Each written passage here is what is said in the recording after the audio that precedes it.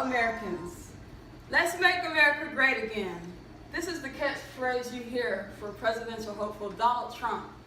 But after considerable research, I want to impress upon you that he will do no such thing.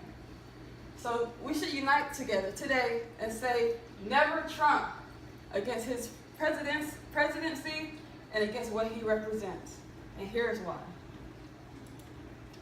To begin with, Donald Trump causes division, ignites anger, and rallies for violence. In a recent article called "At Trump Events, Rally and Revolt," it quotes Trump talking about protesters stating things like, "You know what they do to guys like that when they were in a place like this? They'd be carried out in a stretcher, folks." He goes on to say, "I like to punch him in the face," often saying that he would pay for the defense of supporters who are violent towards protesters. One man, John McGraw, pictured here, took him up on the offer and sucker punched Rakeem Jones, stating, "You bet I liked it," and went on to justify even more violence, saying, "Next time, we might have to kill him." Next, Donald Trump alienates almost all demographics. In a recent poll by the Wall Street Journal, 70% of women feel negatively about Donald Trump. Millennials, 72%. Blacks, 83%. Hispanics, 77%. Suburbanites, 68%. Feel the same. This source from the principal pack at DonaldTrumpQuestions.com may show you why.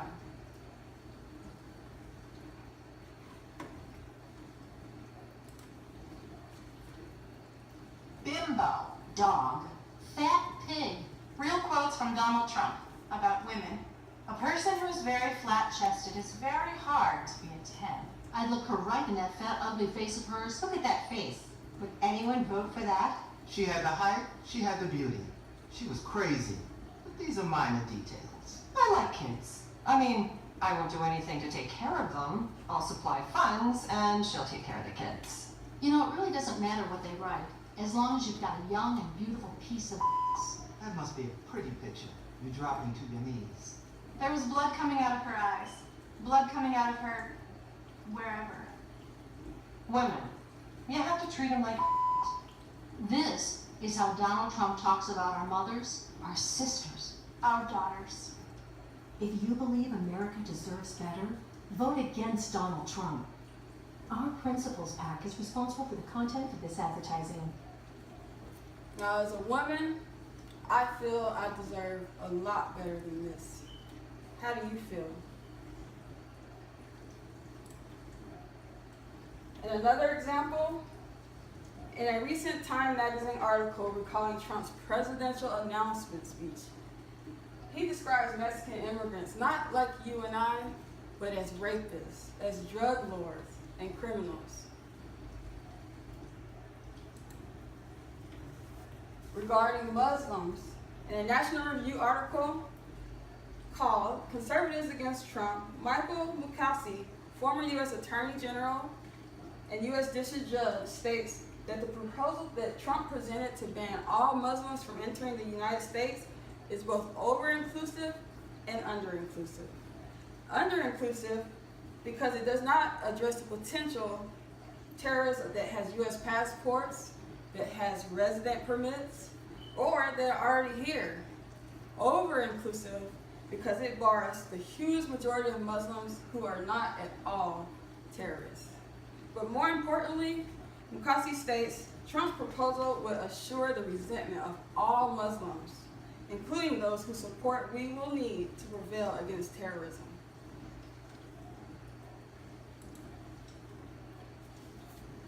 And lastly, to my Republican voters, your front runner, honestly, is fronting. He is not a Republican candidate. He is simply not Republican. He's even more left in some issues, on some issues than Clinton and Sanders. For example, in a recent article called "The Many Ways in Which Donald Trump Was Once a Liberal's Liberal," it shows that before he was all of a sudden against it, he was for universal health care. He was for abortion rights. He was once even a registered Democrat. He called for legalizing drugs. He supported a massive tax on the wealthy. He believed that we should not engage in wars that didn't pertain to us. And he was even a huge Hillary fan, supporting her and donating hundreds of thousands of dollars on several occasions. But worst of all, he embodies all of the stereotypes that the left has for decades pinned on the right.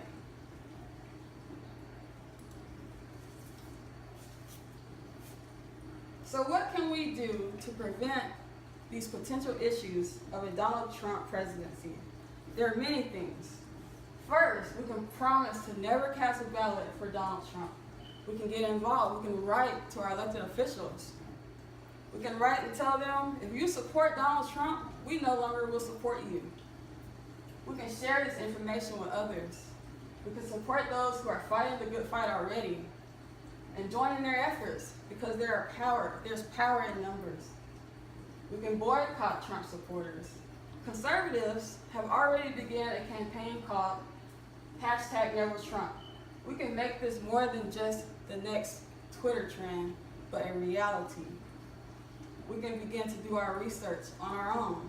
For instance, you can visit TrumpQuestions.com to learn more. Our future as a nation depends on it. So today, we can choose to be divided. We can choose to lose respect and good standing around the world. We can choose to have a leader who devalues human beings and supports those who follow suit by doing the same. We can choose not to have peace. We can choose this by choosing Donald Trump as our next leader. Or we can choose peace, unity. We can choose to begin to live up to our name, the United States of America. We can do this by uniting together today. It starts with you. So let's be great in unity. Our lives, our families, our future is at hand. The time is now. Thank you. Woohoo! Show yourselves. This is Ryan. Darnisha.